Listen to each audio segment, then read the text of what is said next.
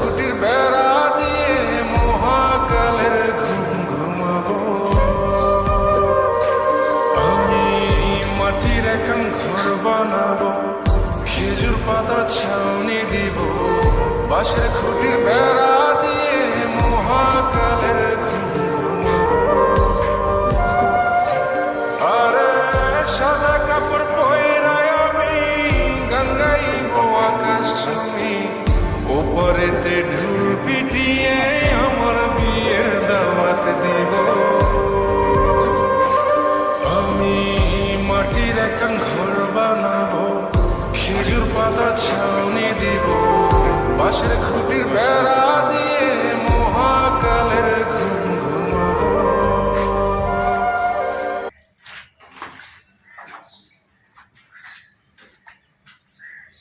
এই হলো get up.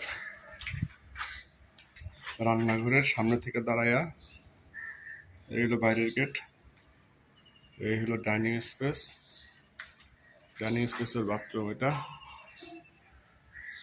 সাথে একটা রুম, এই বাম পাশে একটা ড্রয়িং রুম, ড্রয়িং রুমের এই বাম পাশে এখানে একটা ডাইনিং এই বেসিন বসা জন্য, আর ওইখানে একটা শু বক্স।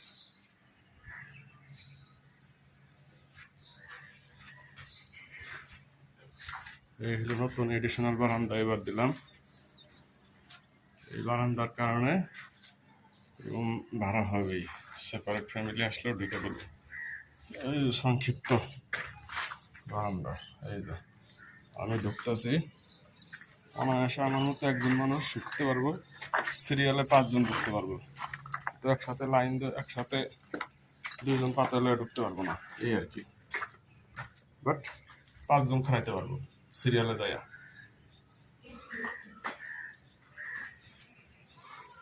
এই বারান্দা দেওয়ার কারণে এই রুমের স্পেস কমে গেছিল, পরে এই পকেট জায়গাটা এই রুমে বোনাস হিসেবে দিয়ে দিছি।